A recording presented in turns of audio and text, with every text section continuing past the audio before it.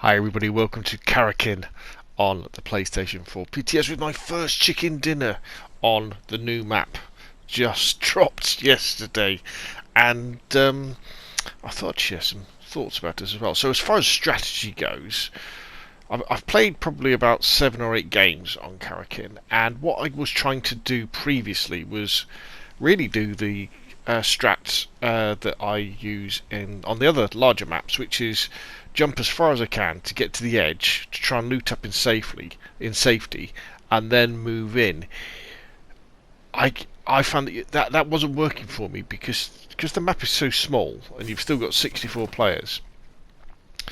It seemed to me no matter where you would go, someone would either drop with you or someone would be very close that you'd bump into them very quickly. And at the moment, with the way that they've got it set up on the PTS, there isn't really that much loot, especially scopes. It's quite difficult to come across scopes. And I wasn't really getting into any top 10 situations. I was dying fairly early on. Either, it was a bit like if you hot dropping at boot camp on Sanhok all the time. There would always be like 2 people, or at least 1 person. Maybe you kill them, but then you get to the next compound and someone would be hiding in the corner of a room and then would blatch you. So what I did on this one was I've actually dropped pretty centrally on this quite large group of couple of buildings, and I have to use a sticky bomb I think a little bit later on to blow my way into the other building. But there does seem to be quite a lot of secret areas like that on this map. So often you'll come across a building and there won't be any doors that you can open up, so you need to throw a sticky bomb against one of those special parts of the building. They're really obvious, and then it blows a hole that you can go in. Or also in the hills, again, you can blow holes in floors and you can get down into tunnels. And then whenever you get into these other places, there tends to be a little bit better loot. Your ARs, your snipers, your DMRs, and your scopes. At the moment, I think the most powerful scope that you can use is a 3 times. There might be some other stuff in the supply drops, but I don't think I've only hit 1 supply drop so far, and I think that was on the Xbox yesterday. And I think I just got maybe an M249 out of it or something like that. I could be wrong on that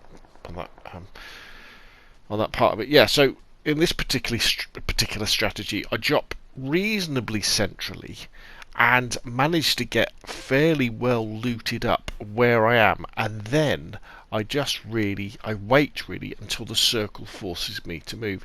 And I think that might be a good strategy for this map, because not only is loot at the moment fairly rare, there's very little cover. It's a bit like Sanhok without the trees and bushes.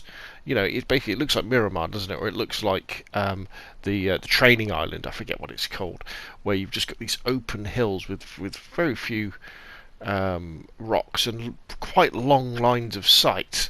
And so it's very easy for people to see you coming. And in fact, you'll see as I'm progressing through the map, there's quite a few occasions when I see people in the distance. But I'm using the tactic of trying to only engage people if I'm definitely going to kill them. Because obviously, if you haven't got a silencer on, as soon as you start firing, you give your position away. And because this map is so small, I guarantee there will be someone over that rise who heard you fire at someone else, will then look over the top and go, aha! And they'll then shoot you, because that's what happens on Sanhok. And that's a game with really short lines of sight, with trees and bushes everywhere. And as the game goes on, I kind of go in the circle. I get very lucky in a couple of points, and in fact, when I win at the end, I get very lucky because there's 3 of us left, and the last 2 guys engage each other. And when you get to I guess they keep missing each other. They shoot one shooting at one, so I know exactly where they are. I know they've got to be fairly close together, so I move up to them, wait for one to kill one. Here we are. I'm blowing a hole in this wall. That's going to go off, and then bang. There we go. I get inside. One kills the other, and I killed the other guy and get the chicken dinner. So that was nice. It's always, chicken dinners are always good.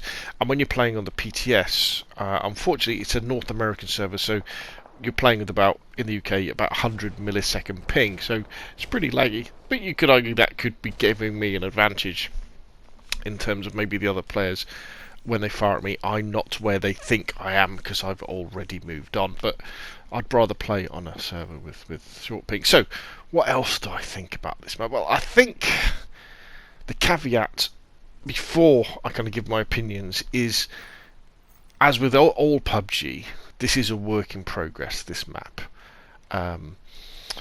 So I think when it comes out for real at the end of the month, I think it's on the 29th and 30th of January, I'm sure they will have turned the knobs up on the loot. I hope they'll have introduced things like at least the 4x scope, because what's the point of picking up an M24 or a Kar 98 and putting a 3x on it? That's just sacrilege. You know, can't stand that. Here's the first kill, this poor chap. I sort of hip fire him. Yeah, oh well. Gives me some good stuff. And so, you know, we've got to really wait till then for the proper experience. And then I'd imagine even after that, there'll be lots of fettling that's going on. The good things are that the map seems to be running very smoothly. No real hitching, no glitching. Being such a small map, especially compared to the likes of Miramar or Erangel or Vikendi, the PlayStation and the Xbox should have no problem running this at all. And I really hope they introduce this into war mode. This should be the war mode map. You know, we have the crazy situation where you're trying to play war mode on Miramar, where your PlayStation or your Xbox is basically loading the entire PUBG map in just for you to play on this tiny little section of it. Well, with this island, you know, it's only 2x2. Let's use this for war. Let's use this as the respawn map, where you get in, you fight, you die, you parachute in again. I'm really looking forward. I hope they do that. However, for Battle Royale, I'm not that convinced yet. I'm not that convinced. It's very, very open. And so small that when I first started playing it, I felt this doesn't feel like PUBG to me. PUBG to me has a big survival aspect to it. You know, I'm not a hot dropper. You know, my strategy is to drop long, loot safe, move in on the quiet side of the circle, in a quite defensive tactics, and then move in. And you know, so I have fairly low kill wins, you know, between sort of 2 and 6 wins normally. You know, I'm not the sort of person who goes around getting 50 kills on the way to a solo chicken dinner. And I felt that this was a little bit frustrating because I couldn't do the first arc of my PUBG story, which is the looting in safety. There was always somebody there. And I also think that one of the weaknesses of PUBG is the early game, because although this does seem to be running a little bit smoother, at the beginning of a game, when there's lots of people on the server and it's trying to keep track of 64 players, there's a lot of randomness in terms of hit registration and lag. And so I'm not always that confident. I think the gunfights later on in the game get better and better and better as less and less people are on the server in that particular game. So, you know, and it's so open as well. I feel it's introducing an awful lot of randomness. And what I felt was very surprising as well was the introduction of the black zone, which you can see on the map there, that purple blob, where certain areas of the map are bombarded with missiles and buildings are completely destroyed randomly within that circle, which again is interesting, because I know a large part of the discussion in the professional community is, you know, they didn't like the red zone, and the red zone, I don't think it's in competitive maps, and there is a strong argument for removing the red zone from PUBG completely. You know, I don't think PUBG would be any worse if they took the red zone out. Honestly, I don't think it would. It introduces excitement, and I'm happy with it being in the game. But if it disappeared, would I be sorry? Absolutely not. Because whenever you get killed by the red zone, it's always like, oh God, you know, that was terrible. So, and then they've introduced this new version of the red zone, the black zone, where it destroys houses. I think the argument for using something like the black zone or the red zone is round the edge of the circle, to perhaps push players in further, perhaps. But then you're kind of getting away from the whole reason of having a circle. You know, we have a circle so that players can play the edge if they want to. So you can see me, I'm looking down right into this valley thinking, where's the bloody cover? You know, I'm surrounded by high ground. Everybody's can be looking down at me. Well, speed and waggling around has got to be the answer, isn't it? As I kind of sprint across here. So yeah, this aspect of the game, I'm thinking, oh, you know, I'm not really that sure about it. I think the way that they could really maybe make me feel more comfortable with Karakin would be to increase the spawn rate of things like smoke grenades as well, so that becomes a real meta, you know, of using smoke to get across the environment. And here, see, I don't know where this guy is, but he kind of exposes himself. I think he gets shot by somebody else in a minute, and that could be very interesting as well. The other thing I think they should do as well is they should make respawning in this map much quicker in terms of when you die and you go into another game, because the games overall are shorter anyway. Even if you get a PUBG chicken dinner and you tend to die a lot faster, I really would like to see Karakin always in its own playlist from the menu, and it to be super fast. You know, as soon as you quit out, bang, you're on that aeroplane, you're parachuting back in, and you're having another go at a battle royale to get a chicken dinner, and that would definitely make me feel a little bit better that way. So that's kind of my initial thoughts, to be honest. I'm kind of looking forward to playing it when it comes to the public servers, so I can play it on European servers with less lag. I'm very disappointed that they're taking Vikendi away, because in my opinion, you know, Vikendi's up there with Erangel as one of the best maps in PUBG. In fact, I tend to like it more than Erangel, because Erangel's an amazing map, but we've played it a million times, and I like playing Vikendi because there's lots of interesting places to. Oh gosh, I was very lucky there, wasn't I? Look at my health. Lots of interesting places to fight. There's cover, there's open fields, and I just think it's amazing. And I think Vikendi, with the motorised gliders that are in Erangel on the PTS, would be stunning, would be absolutely amazing, because I've played a few games on Erangel as well, with the motorised gliders, and I tell you what, people, we are in for such a treat with the motorised gliders. They are so much fun to use. They add so much spectacle to the game, where you're playing and all of a sudden, you know, say I was playing a game where I was coming across from the mainland to the military base in a boat, and there was gliders going over the top. People were shooting at them. They were flying around in circles. They were crashing.